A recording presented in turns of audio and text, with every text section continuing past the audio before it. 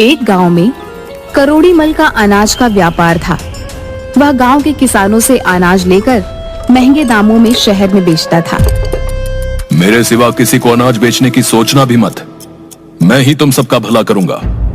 आप तो अन्नदाता हैं सेठ जी, हम गरीब कहाँ जाएंगे। धीरे धीरे सेठ ने सबकी जमीन भी हथिया ली। इस काम में करोड़ी मल की सहायता उनका मुंह लगा नौकर भोंदू करता था, जो कम अक्ल तो था लेकिन गांव के लोगों को अपने मालिक के बल पर बड़ा परेशान किया करता था। अरे भोंदू, तू बचपन में पेड़ से गिर गया था ना, ऐसी चोट लगी कि तेरे बाबा का हार्ट फेल हो गया। मुझे क्या पता मालिक, आपने ही मुझे पाला है। मेरे माँ बाप भगवान सब आप ही हैं। इसीलिए तेरी मूर्खताओं के बाद भी तुझे नहीं निकालता। पर अब सावधान हो जा। अरे मालिक, आपके लिए जान भी दे दूंगा।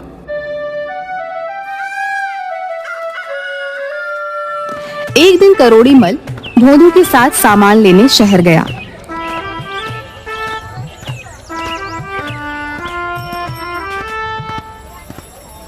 क्यों रे भोंदू, शाम हो गई है, हम लोग कहीं रास्ता भटक तो नहीं गए? ये सड़क कहाँ जाती है? सड़क कहीं नहीं जाती। सेठ जी, आपको क्या हो गया है? सड़क पर चढ़कर लोग इधर उधर जाते हैं। तो बैल का बैल ही रहेगा। किसी ऊंचे पेड़ पर चढ़कर देख, ये रास्ता कहाँ जाता है। सेठ की बात सुनकर भोंदू पेड़ पर चढ़ गया। उसे कुछ भी नजर नहीं आया। वह जोर जोर से रोने लगा। अब क्या हुआ? चुपचाप पीछे उतर जा, हम जल्दी ही शहर पहुंच जाएंगे। अरे मालिक, मुझे पेड़ से उतरना नहीं आता। मुझे बचा लो वरना मैं मर जाऊंगा मालिक। हे भगवान, अंधेरा गहराता जा रहा है। तू जल्दी से नीचे आ वरना डाकू आ जाएंगे और हमारा सारा सामान लूटा जाएगा। अरे सेठ जी, डाकुओं को आ जाने दीजिए, तो वही मुझे उतार पाएंगे। आप अपने सामान के लिए क्या मेरी जान की बाजी लगा देंगे? गोलू की बातें सुनकर करोड़ी मल सर पकड़कर बैठ गए। कुछ देर बाद सचमुच वहां से डाकू गुजरे।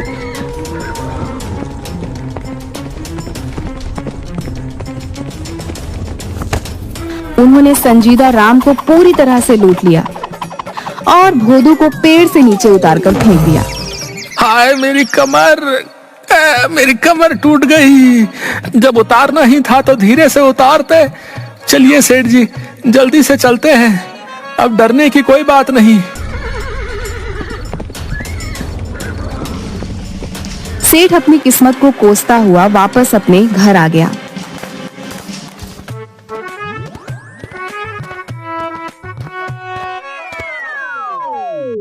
आज के बाद जब मैं सामान खरीदने जाऊंगा तो तू मेरे साथ नहीं जाएगा। रात को सेठ के बेटे को बाथरूम जाना था। अरे ओ भोंदू, जरा सुरेश को संडास तो ले जा। अरे क्या करना है उसे? उसे लघु शंका करनी है। ना ना, मुझे विश्वास नहीं। अगर उसने कुछ और भी कर दिया तो मेरी जिम्मेदारी नहीं। आज्ञा से ज्यादा या कम कुछ नहीं करने दूंगा। हाँ। हे भगवान, तू रहने ही दे, मैं ही ले जाऊंगा। कुछ दिनों बाद सेठ वापस शहर सामान खरीदने के लिए गए तो सेठ की दुकान पर एक साधु आया।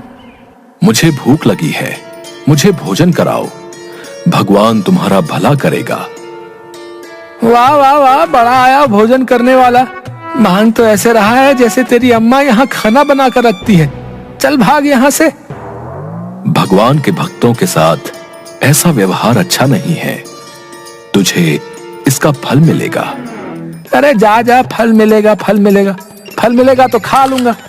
तू अपना काम कर।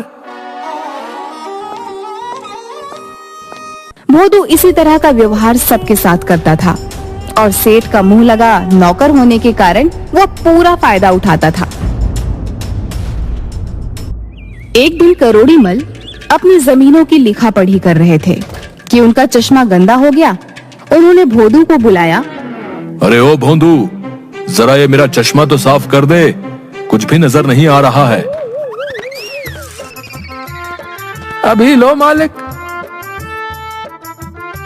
ऐसा चमका दूंगा कि मुझ पर नाज करोगे।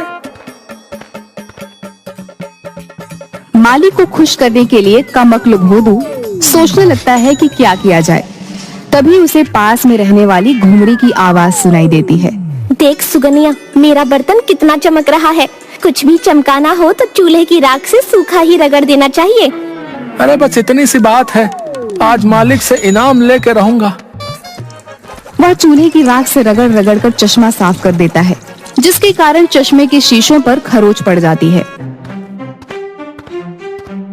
अरे कमबख्त, ये क्या कर दिया मेरे चश्मे का तूने? इसी समय तू यहाँ से निकल जा। हे भगवान, अब मैं हिसाब किताब कैसे करूं? सेठ जी गुस्से में आकर भोदू को नौकरी से निकाल देता है। बहुत जगह नौकरी ढूंढता है, लेकिन उसकी नौकरी कहीं भी नहीं लगती। उसके व्यवहार के कारण और कम बुद्धि के कारण कोई भी उसे रखना नहीं चाहता। नौकरी तो मिलने से रही, मेरे लिए यही अच्छा है कि मैं अपना काम करूं। आज से मैं जंगल में जाकर लकड़ियां काट लूंगा। ना कोई मालिक है, ना नौकर, ना कोई डांटना फटकार। आराम से जीवन बिता लूंगा। जिंदगी में कभी भी मेहनत से काम ना करने के कारण वह किसी तरह पेड़ पर तो चढ़ गया, लेकिन कुल्हाड़ी से लकड़ियां काटने में उसकी जान निकलने लगी। लेकिन वह थोड़ी बहुत लकड़ियां काट कर ले आया और उन्हें बेचकर एक दिन का खाना बना लिया। अगले दिन वह फिर लकड़ियां काटने चला। मुझसे ज्यादा लकड़ियां तो काटी नहीं जाती हैं। ऐसा करता हूँ, पेड़ की सबसे मोटी डाल पर बैठ जाता हूँ, उसी को काट दूंगा। भले ही एक टहनी काटूं, कम से कम ज्यादा लकड़ी तो मिलेगी। वह जिस डाल पर बैठा है उसी डाल को काटने लगता है। तभी वहाँ से एक साधु गुजरता है और उसे इस तरह से डाल काटते हुए देखकर जोर से चिल्लाता है। अरे मूर्ख, पागल तो नहीं हो गया है? जिस डाल पर बैठा है उसी को काट रहा है। मरना चाहता है क्या? अभी नीचे गिरेगा। साधु की बात पूरी होने से पहले डाल टूट जाती है और भोदू सूखे पत्तों के ढेर पर गिर जाता है और मन ही मन सोचने लगता है, लगता है ये साधु बड़ा ही चमत्कारी है। इसे सब कुछ पहले से पता है। मुझे इसके ही पैर पकड़ लेने चाहिए, यही मेरी नैया पार करेगा। अरे भाई, क्या तुम कोई ज्योतिषी हो? तुम्हें मेरे गिरने का पता पहले ही कैसे चल गया? तुम महाज्ञानी हो, जरा दया करके मुझको बताओ कि मेरा भविष्य क्या है। भोदू की इतना कहते ही साधु समझ गया कि भोदू पूरी तरह से मूर्ख है। उसे याद आ गया कि इसी भोदू ने उसके साथ बुरा व्यवहार किया था। वाह प्रभु, आपने इसको सबक सिखाने के लिए मुझे अवसर दे दिया। बिल्कुल सही समझे। मुझे वर्तमान भविष्य सभी का ज्ञान है बच्चा। मेरी दिव्य दृष्टि बताती है कि तुम्हारी मौत तुम्हारा पीछा कर रही है। महाराज, ये आप क्या कह रहे हैं? मुझे कोई तो उपाय बताइए। बिना दान के ज्ञान नहीं दे सकता हूं। तुम मुझे पैसे दो, मैं तुम्हें भविष्य का ज्ञान दूंगा।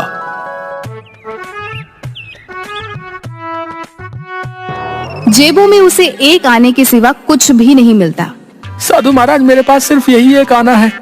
कृपया इसे स्वीकार करें और मुझे बताएं कि मैं कैसे मौत से अपनी रक्षा कर सकता हूँ।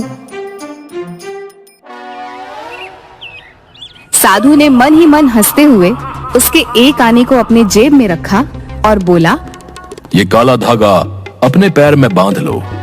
याद रखना, जब तक ये धागा तुम्हारे पैर में बंधा रहेगा तुम जीवित रहोगे, और जैसे ही ये धागा टूट गया तुम मर जाओगे। धर्मराज हाथ पकड़कर ले जाएंगे।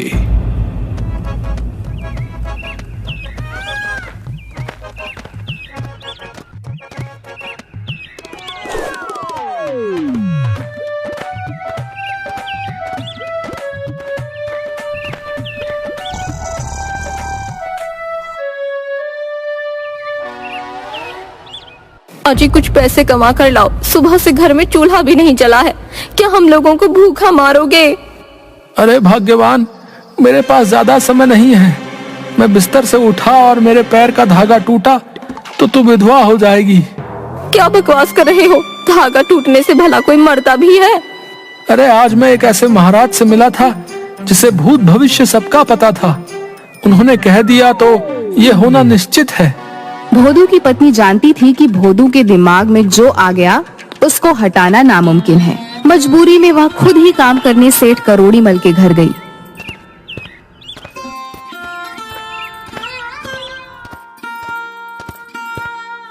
अरे क्या हाल है लाजो? भोंदू ठीक तो है? इतने दिन हो गए, काम मांगने भी नहीं आया।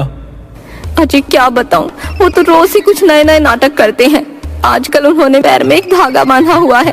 कहते हैं अगर धागा टूट गया तो वो मर जाएंगे। चल तू परेशान मत हो, मैं खुद तेरे घर चलता हूँ और उसे खींच कर ले आता हूँ। उस मूर्ख को मेरे सिवा कोई नहीं उठा सकता। करोड़ीमल भोदू के घर पहुंचते हैं। घर में रोना धोना लगा होता है। आइए आइए सेठ साहब, देखिए ना भोंदू कह रहा है कि वो मर गया है।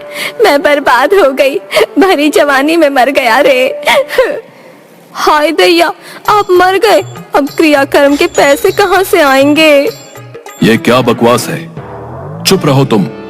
ये सब कैसे हो सकता है? वो तो मेरे सामने ही बैठा हुआ है। अरे भोंदू, तू क्या कर रहा है? सेठ साहब, जंगल में मैं एक बहुत बड़े साधु से मिला था। उसने मुझे पहले ही बता दिया था कि अगर ये काला धागा टूट गया तो मैं मर जाऊंगा। देखो ना, काला धागा टूट गया है। अब धर्मराज हाथ पकड़ कर ले जाएंगे। अरे पागल, जबकि सबके सामने जिंदा बैठा है तो मर कैसे गया?